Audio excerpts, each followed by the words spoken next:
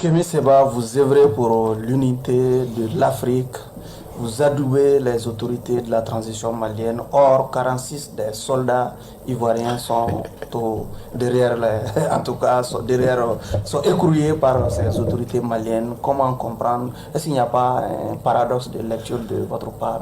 Je pense que... Si cela conforte votre, en tout cas, désir d'aller à l'unité africaine. Mon cher frère, pour qu'il y ait l'unité, il faut aussi qu'on s'appuie sur la vérité. La vérité, c'est que on a un État qui, depuis la période d'Houphouët-Boigny, il faut qu'on le dise. Vous parlez de l'État ivoirien. L'État ivoirien, Oui. qui a été le pays proxy, satellite, et Dieu sait que j'ai énormément d'amis et de partisans d'ailleurs en Côte d'Ivoire, qui a été le proxy de la politique néocoloniale française en Afrique francophone. C'est pas moi qui le disais le premier, c'est Thomas Sankara. Nous sommes au XXIe siècle, Houphouët-Boigny n'est pas là, qui d'ailleurs, à mon sens, même s'il était dans une collaboration avec la France-Afrique, avait quand même plus de pudeur dans le rôle à tenir et un petit peu plus de dignité dans la capacité à créer une sorte de micro-souveraineté, quand même il était accompagné par l'oligarchie française. On n'en est plus là avec le président Alassane Ouattara. Le président Alassane Ouattara prend des décisions pour la France qui parfois dépassent même la France, tant celle-ci n'est pas habituée à avoir des outils politiques, des proxys politiques aussi serviles. C'est dans ce contexte-là que l'arrestation des militaires qualifiés par les dirigeants au pouvoir au Mali, qualifiés de mercenaires, c'est dans ce contexte-là que l'arrestation s'est faite. Est-ce que ce sont des mercenaires? Est-ce que ce ne sont pas des mercenaires? Moi, je sais que quand vous rentrez dans un pays que vous n'avez pas d'autorisation, ça pose problème. Moi, je suis interdit de rentrer dans certains pays contrôlés, cooptés par la France, alors que j'ai mes papiers de la CEDEAO. Eux viennent, n'ont pas de papier et s'étonnent, sont armés et s'étonnent d'être arrêtés. Sauf que la coutume fait loi. Oui, la coutume, moi je vous le dis et je vous le répète, tout le monde souhaite. Tout le monde souhaite. C'est le 8e détachement. Tout le monde souhaite qu'on trouve une sortie de crise. Personne n'est content de voir nos semblables, d'une façon ou d'une autre, être arrêtés. Oui. Maintenant, il y a des gens qui sont dans une armée, qui appartient et qui sert les intérêts d'un pays, ou du moins d'un gouvernement, parce que tous les Ivoiriens ne sont pas responsables, qui aujourd'hui pose problème en Afrique francophone. Je pense qu'on peut le dire, sans que cela crée des remous. La politique du président Ouattara, qui est sans doute quelqu'un d'intelligent, là n'est pas la question. Non, mais vous Alors, êtes en train pose de dire problème. que les 46 soldats sont en train de payer pour Ouattara. Ouattara, Mais- pour ce que Ouattara, mais- plus de position de Ouattara. Pour cela, il faut qu'on prenne grâce. Je vais globaliser même la réponse pour qu'on se comprenne mieux. Ils ont été au Mali, sans invitation, sans document qui atteste de la justesse ou de la raison de leur entrée. D'accord? Ils ne sont pas en règle. Ils ne sont pas en règle et c'est l'armée d'un pays qui a des propos, d'un gouvernement qui a des propos belliqueux vis-à-vis du Mali. On n'a pas besoin de faire maths sup, maths p, on est tous des personnes Exemple, intelligentes ici. belliqueux. Quand le président Alassane Dramane Ouattara qualifie les dirigeants maliens de guignols ou de gens qui ne sont pas sérieux, ce n'est pas des propos très diplomatiques. Le fond de ma question- Nous sommes d'accord dessus, quand même. Ouais, bien sûr, Voilà. Le fond de ma question était de savoir, est-ce que ce dossier ne vous met pas à l'aise en tant que mal à l'aise en tant que panafricaniste? Moi, je comprends, mon frère. Et votre qu'est-ce que vous question. conseillerez, pour ajouter, qu'est-ce Oui. que vous conseillerez aux autorités maliennes en termes de gestion de ce dossier? Moi, je conseillerais surtout aux autorités ivoiriennes de changer leur politique actuelle. Oui, vous en venez Afrique de dire. francophone, je leur conseillerais d'arrêter d'être... Et aux autorités maliennes, qu'est-ce que vous J'y conseillez? arrive, grand frère, j'y arrive, je vais vous répondre. Aux autorités ivoiriennes d'arrêter d'être le toutou de la politique de Macron qui a l'âge d'être le fils d'Alassane Dramane Ouattara. Pour les autorités maliennes, j'encourage, et je le dis régulièrement à tous mes interlocuteurs au sein des autorités, j'encourage nos autorités à continuer ce chemin de la souveraineté et de la non-négociation avec des gens qui bafouent la souveraineté de ce pays. Donc de ne pas transiger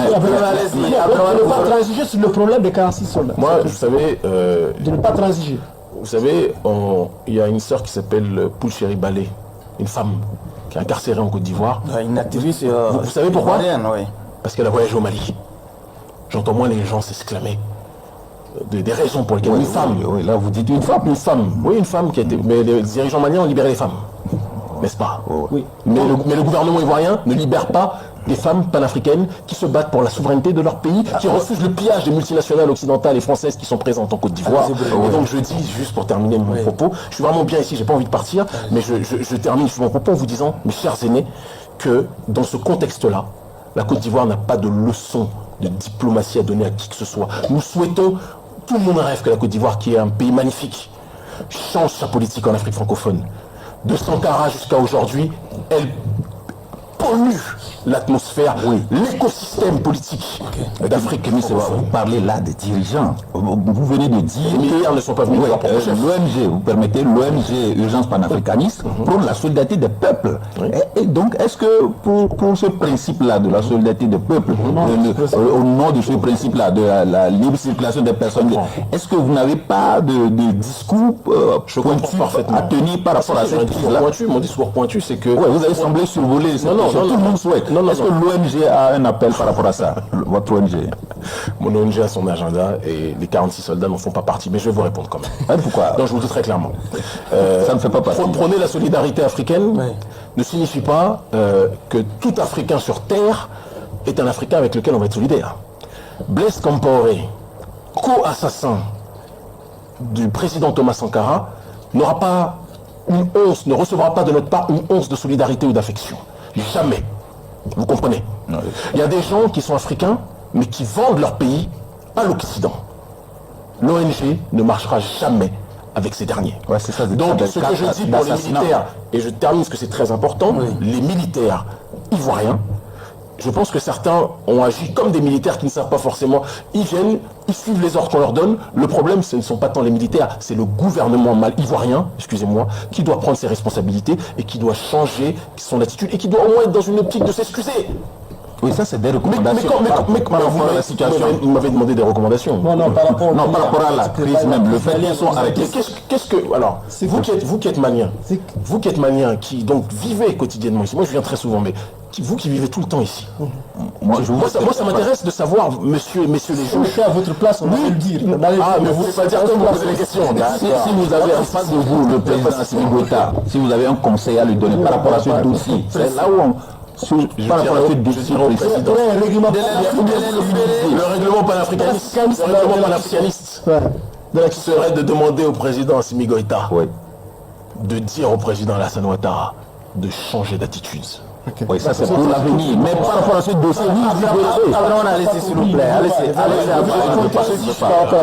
Vous survolez ce dossier. Ça c'est pas non, pas du tout. C'est que je ne vais pas vous donner ce que vous voulez, qui est de dire qu'il faut libérer les soldats de président. Personne n'a pas dit. Moi je dis, ou bien il faut le condamner pour Ouattara j'ai l'impression que c'est un dialecte. Non, je n'irai pas jusque-là.